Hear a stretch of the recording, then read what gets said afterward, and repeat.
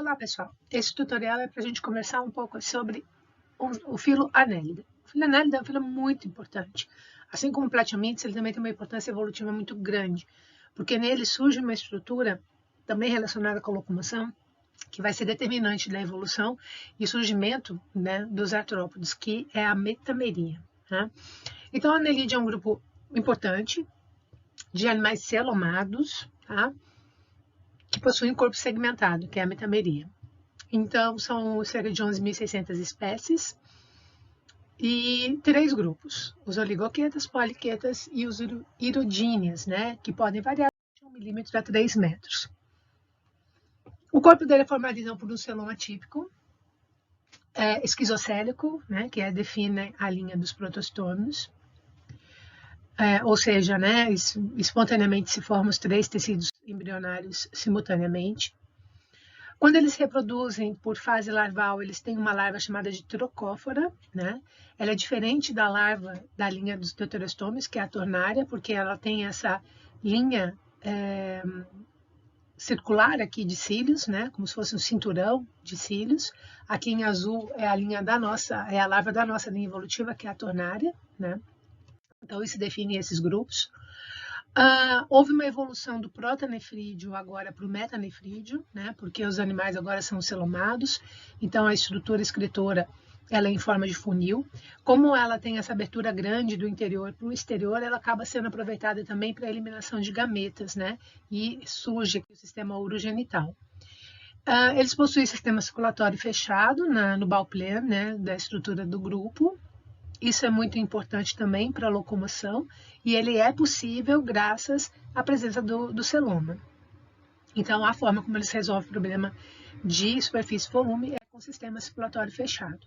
Eles possuem a metameria, que é a segmentação do corpo em partes iguais, tanto por fora quanto por dentro. Então, é como se o corpo dele fosse formado por vários vagõezinhos, onde cada um desses segmentos possui na sua origem, né, eles são exatamente iguais uns aos outros. Quando a gente vê aqui o desenvolvimento de uma larva, fica bem claro aqui que a gente vê que a única parte que não é segmento no anelide é a parte de cima, a primeira parte de cima e a partezinha de baixo.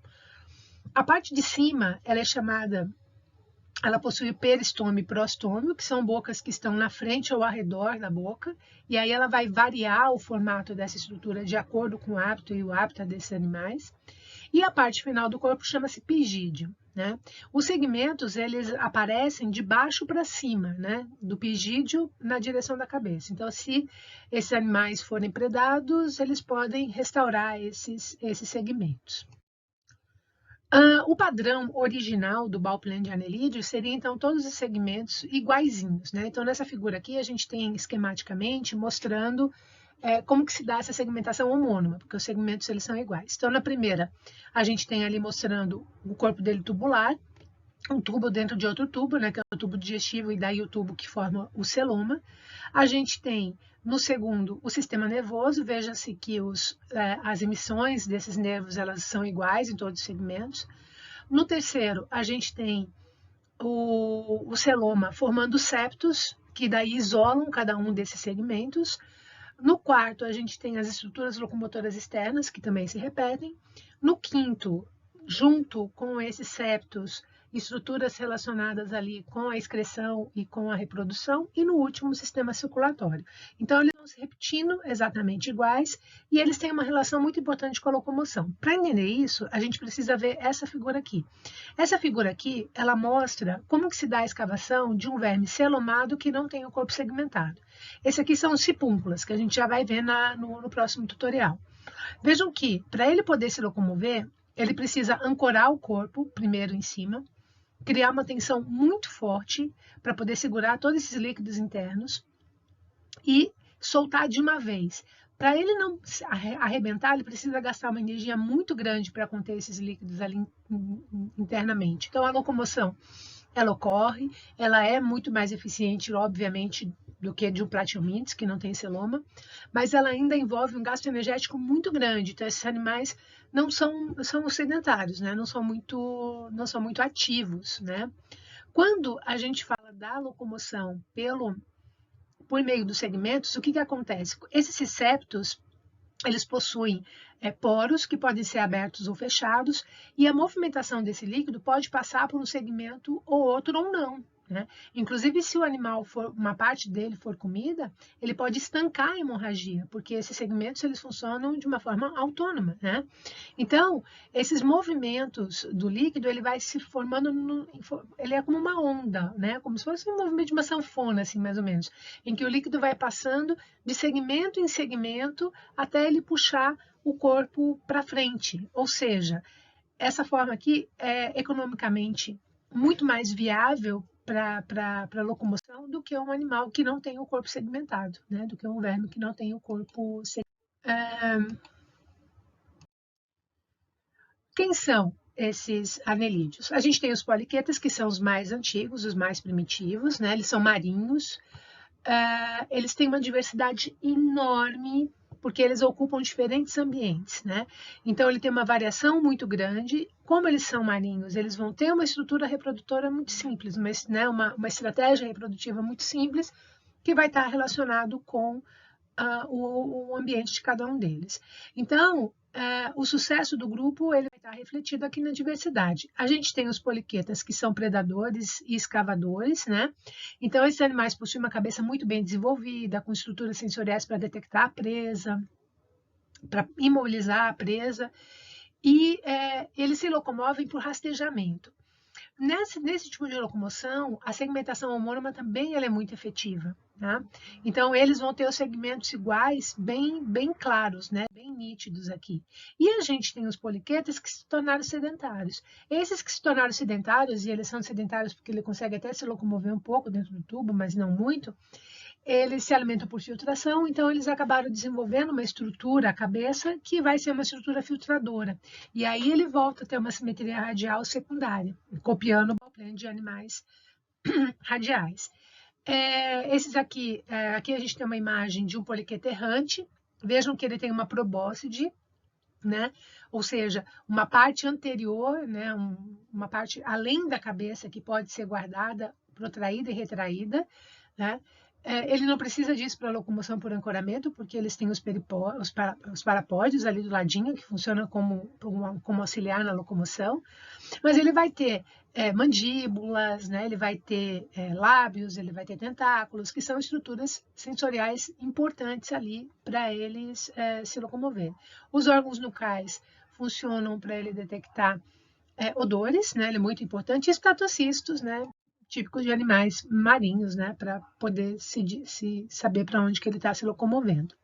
O parapódio são essas estruturas laterais, praticamente ele é um saquinho que vai ser preenchido por esse líquido do celoma, e que ele pode ser também protraído e retraído, e que vai auxiliar nessa locomoção. Poliqueta tem muitas cerdas, né? Então, uma grande característica do grupo é associada a esses parapódios, eles terem uma quantidade muito grande de cerdas que podem variar enormemente, e isso ser utilizado na sistemática do grupo, inclusive. E esse parapódio, sim, aí ele passa a cumprir múltiplas funções nas diferentes espécies. Então, ele vai desde formar uma corrente de água, ajudar na locomoção, até ajudar na ancoragem, né, na locomoção por ancoragem, pode ser utilizado para respiração, enfim. Né, ele vai ter múltiplas funções, e cada uma das funções que ele assume, o formato dele acaba variando também. E os animais que se tornam, então, sedentários, eles vão ou usar a estratégia de modificar a cabeça numa estrutura filtradora, ou ele vai ficar deitado em U num tubo, criando uma corrente de água que vai trazer esse alimento, essa água com partículas, e vai levar, então, as fezes, e ele passa a vida dele inteira nesse tubo, né? A gente tem alguns poliquetas que são muito parecidos com anelídeos, né? E aí ele vai ter um bauplano muito parecido, ele não vai ter parapódio, ele vai ter o corpo mais liso possível, porque eles vão ser escavadores, né? E para a escavação, o ideal é isso, mas eles mantêm uma segmentação homônima, né? Então aqui a gente tem exemplos de escavadores ativos, né? Aqui a gente tem exemplo de escavadores ativos com uma probóscide bem grande, né? Para auxiliar nesse ancoramento.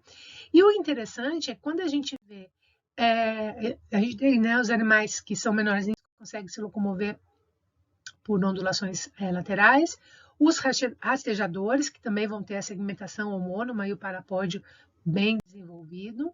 Aí aqui a gente tem vários exemplos, né, desses animais errantes. Os planctônicos, que fazem parte do plâncton, então, lógico, são microscópicos. E a gente tem os tubícolas, né, ou habitantes de buraco. Esse é interessante, porque se a gente olhar ali nessa figura, claramente a gente vê que a segmentação dele não é homônima, é heterônima. Os segmentos eles variam ao longo do corpo. Então, como a segmentação homônima ela tem uma relação direta com a locomoção, se o animal se torna sedentário ou, né, céssio, ele acaba perdendo essa segmentação homônima e prefere, então, especializar certas partes do corpo para determinadas funções para auxiliar ele, né, na vida dele do que ter a segmentação homônima, né? Então, a gente vai ter aqueles que vivem em buraco e se alimentam de detritos, mas não são seletivos, comem junto com a areia, assim como a minhoca come junto com a terra, né? Então, a gente tem vários exemplos. E a gente tem aqueles que são filtradores, né? Ele fica deitado aqui no tubo, ó. Ele produz um muco e a partícula gruda no muco. Quando esse muco já não grudar mais nada, ele come esse muco e digere as partículas. A gente tem aqueles que são depositívoros seletivos, né? Então a terebela ela passa essa estrutura dela na areia e ali no muco que ela produz são grudadas as partículas orgânicas e a areia não. Então ela acaba tendo uma eficiência um pouco maior. E a gente tem os subícolas que também são carnívoros, né? Que acabam se vivendo por tocaia. Esse é um tubícola que produz um tubo além da areia, né? Que chama-se chaminé. E ele acaba adicionando ali conchinhas, pedacinhos de conchinhas para poder fortalecer essa chaminé e depois ele pode inclusive fechar a abertura dela.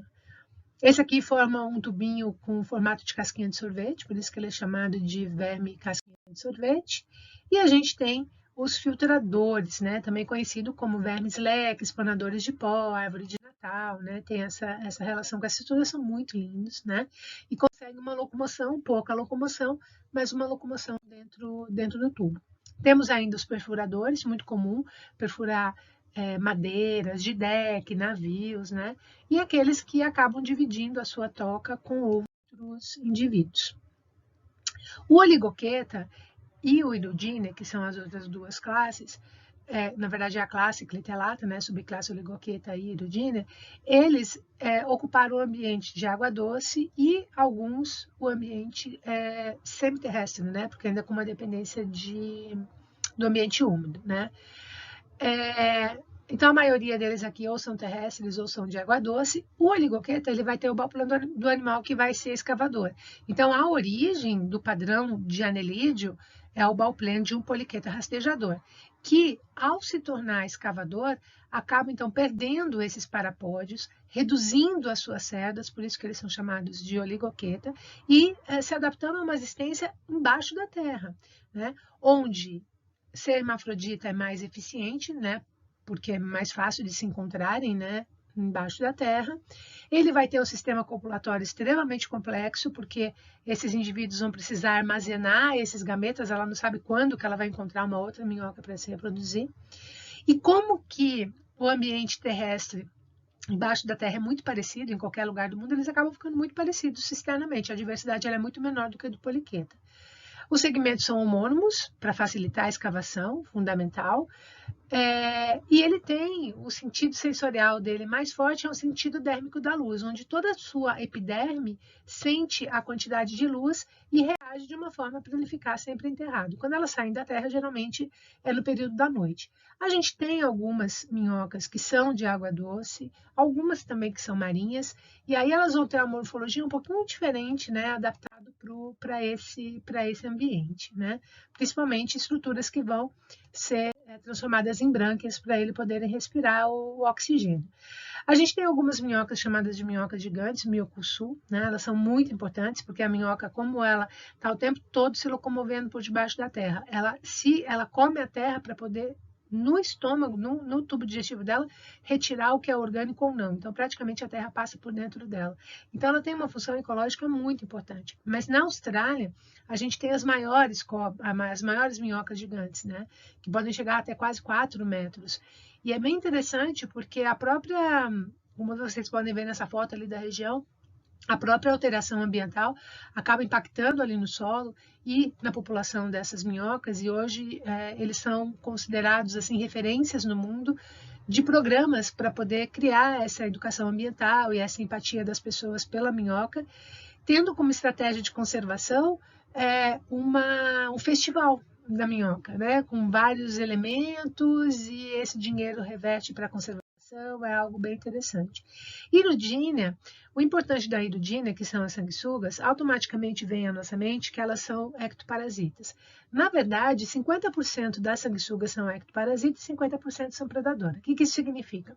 Significa que a estratégia dela de predação e de parasitismo, ela é parecida, só muda o tamanho, né? Então, se o indivíduo que ela está atacando ele for do mesmo tamanho que ela, um pouco menor, ela chega a matar ele. Então, ela é uma predadora. Agora, se ela é muito maior, tipo, por exemplo, uma sanguessuga e um rinoceronte, ela não vai matar ele. Então, ela vai ser uma ectoparasita. A maioria da água doce terrestre, né? E o grande problema da sanguessuga não é nem ela sugar o sangue, é ela ser um vetor e, através dela, então, ter essa transmissão de outros elementos que podem fazer mal para o organismo. Ela tem duas ventosas, né? Ela tem uma segmentação externa, e se vocês verem ali na figura, vocês veem claramente que é uma segmentação heterônoma. Os segmentos não são de mesmo tamanho, não são iguais. E por dentro, elas não têm segmentos, né? Não tem nada. Ali dentro, o líquido do celoma, ele percorre ela inteiro.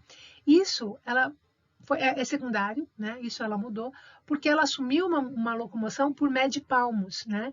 Então, ela precisa esticar bem a parte da frente, ela coloca a ventosa, solta de trás e gruda ela de novo. E para isso, ela precisa desse movimento do líquido todo de uma vez, e não de pouquinho em pouquinho, como era o oferecido ali pelos animais que possuíam a segmentação por dentro também. Ela é muito utilizada, foi e ainda é, no contexto medicinal, né? Lógico, né? Sendo criada dentro das condições de saúde, né? Como a gente pode ver aqui nessa imagem. E ela teve, primeiro, uma adaptação para a morfologia dela, que aí acabou sendo efetiva para ser ectoparasita, né? Então, ela acabou se tornando ectoparasita de muitos animais, né? E elas têm um sistema reprodutivo bastante complexo também, né? Então, já vamos ver isso. Então, esse aqui é um desenho tridimensional aqui, mostrando como são as partes, né? Como são as camadas que formam as paredes do corpo, né? A musculatura circular, a musculatura longitudinal. Aqui, o peritônio, né? Formando essa membrana que vai dividir os septos, né? E como que isso se repete tanto no tubo de dentro como no tubo de fora, né? Aqui a gente tem o primeiro é um poliqueta, né? Os septos deles são perfurados, né? Então o líquido pode passar um para o outro. Ele vai respirar por brânquia, né? Porque são marinhas, né? A faringe pode ser retraída, e ele vai ter os parapódios com muitas musculaturas, com muitas cerdas, como vocês podem ver aqui do ladinho. O oligoqueta, ele tem septo bem desenvolvido, tá? Essa perfuração por líquido passar entre um segmento e outro, ele não tem parapódios e ele tem poucas cerdas, mas essas poucas cerdas são fundamentais para ele poder conseguir escavar, tá? Por conta do atrito. E o irudina, o que acontece? Vocês podem ver aqui, né, como que está aqui o celoma está em verde, e aqui a gente não tem celoma, né? Então, o que acontece? Ele reduz o celoma, ele perde aquele corpo cilíndrico que o líquido do celoma permitia, e ele tem o corpo mais achatado agora, né? Volta a ficar até um pouco parecido com o Platyominthes, né? Nesse desenho aqui a gente tem um pouco mais de locomoção, né, mostrando para vocês como que a movimentação segmento por segmento permite uma eficiência na locomoção, tanto por rastejamento aqui em cima, né, com os parapódios, como também pela escavação, né, no caso aqui da minhoca, né. O princípio ele é o mesmo. Então, aqui também mostrando como que essas mudanças que ocorrem de segmento em segmento permite com que ele vá puxando o corpo aos poucos, né? E isso traz uma eficiência energética muito maior. Então, o irudina, ele não vai ter esse espaço contínuo, ele também não cava, ele tem um tipo de rastejamento muito específico, no qual essa estrutura ela funciona super bem. Aqui a gente tem um desenho esquemático mostrando como que é uma minhoca internamente, né? Então veja que eu tenho um cérebro bem pequeno, que é aqui em forma de anel ao redor do esôfago, e um cordão nervoso ventral. Isso também é característica da linha dos protostômios. A nossa linha dos deuterostômios, o cordão nervoso, ele é dorsal. A gente tem o tubo digestivo e tem o sistema circulatório, que vai percorrer esse tubo digestivo tanto por cima quanto por baixo, e ele vai, de tempos em tempos, em cada segmento, emitir, né, esses vasos, que aqui na frente, esses vasos, eles se dilatam para ajudar no bombeamento. Ela não precisa tanto de um coração para bombear, porque o próprio movimento de rastejamento da minhoca permite a circulação desse... Então, os poliquetas, lembrando, né, marinhos possuem brânquias e vão ter um sistema circulatório bem desenvolvido, muito parecido com o oligoqueta, enquanto que o Irudina é mais parecido com o animal acelomado, tá? E aí, todo animal que tem o celoma e perde o celoma, o sangue deixa de se chamar sangue, chama-se hemolinfa. Então, ele vai ter um corpo muito parecido com um molusco, né, com outro animal. Com relação a órgãos sensoriais, então, os poliquetas, eles têm mais órgãos sensoriais, né? Os oligoquetas e urudina vão ter mais o sentido dérmico da luz.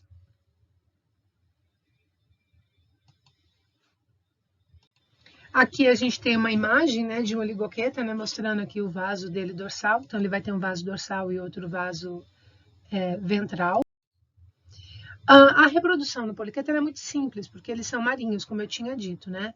Então, eles vão ter altos poderes de regeneração, né? Primeiro ponto, muito importante. Então, ele pode usar disso para reprodução assexuada. E quando ele é sexuado, ele tem os sexos separados, e ele vai ter gônadas que ele pode, o tempo todo, ele não vai perder essas gônadas. A fertilização é externa, porque o mar ele é mais estável, e vai formar uma fase larval. A gente tem um problema com poliqueta, aqueles que vivem em tubo, porque é muito difícil ele saber onde que está o parceiro reprodutivo dele.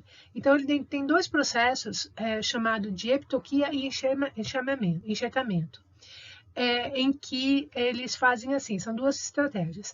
Na primeira, eles marcam uma data que ninguém sabe muito bem assim como que eles conseguem marcar essa data, mas naquele dia eles usam a lua, a temperatura. Naquele dia todos eles saem do buraco, dos seus buracos, das suas tocas e sobem. E fazem assim à noite e fazem uma grande quantidade de poliquetas, todos se reproduzindo um com os outros. E logo em seguida eles morrem, né? Porque eles não conseguem voltar para a toca deles. Na segunda estratégia, eles fazem a mesma coisa, só que em vez de ir o verme inteiro, ele pega uma parte do corpo dele, transforma ela como se fosse um pacotinho de esperma ou de óvulos e joga, e essa partezinha nada até lá em cima no mar, e elas se estouram e ocorre ali uma fecundação, né? Então, isso é bem interessante, né? Um processo marinho bem interessante. Já no oligoqueta e no irudina, não dá para ter uma fertilização externa, embora isso esteja na natureza dele, porque eles estão em ambientes mais instáveis, né? Então, no caso do oligoqueta, das minhocas, o que elas vão fazer? Elas vão produzir, então as duas minhocas, como vocês podem ver aqui nessa imagem, aqui em marrom é a vesícula seminal, elas vão produzir esperma, são 3 bem grandes, elas estão aqui conectadas no septo, que se divide cada um dos segmentos. A gente tem o ovário, que produz o óvulo, e a gente tem esse tubinho aqui, que é um metanefride modificado, e esse azul aqui vai pegar o espermatozoide e vai abrir aqui nessa abertura genital, que é a abertura do macho, e esse aqui é o ovário, então esse vermelhinho aqui vai pegar os óvulos e vai abrir na abertura genital aqui da fêmea. E ele tem também a espermateca. Quando duas minhocas se encontram, como está aqui no desenho de baixo, elas se conectam e a parte masculina de cada uma delas vai transferir os espermatozoides para então as duas saem desse encontro grávidas, né? Na verdade, elas guardam o espermatozoide nessa espermateca e elas podem usar durante muito tempo depois, né? E aí elas vão usar quando elas acharem necessário. Quando chega o momento de se reproduzir, o que elas fazem? O clitelo, né, que é uma região que ocorre só no oligoqueta e no irudina, que é uma região diferenciada do corpo, com uma produção muito grande de muco, ela vai produzir um muco que vai formar uma espécie de cinturão. Conforme a minhoca tem esses movimentos perissálticos, esse cinturão ele vai atravessando o corpo, e aí ele vai passar perto dessa abertura aqui, genital feminina, vai colocar alguns óvulos e ele continua arrastando essa estrutura até passar pelo semioteca. Ele coloca alguns espermatozoides, fecunda esses óvulos e ele vai arrastando essa estrutura até sair pela cabeça e ele fecha o pacotinho. É o que a gente chama do pacotinho, né? Na verdade, da ooteca, né? Ali tem mais de uma minhoquinha ali dentro que ele coloca na terra e até os ovinhos se desenvolverem, né? Eclodirem, se desenvolverem e os filhotinhos nascerem dali, um casulo, né? Na verdade, né?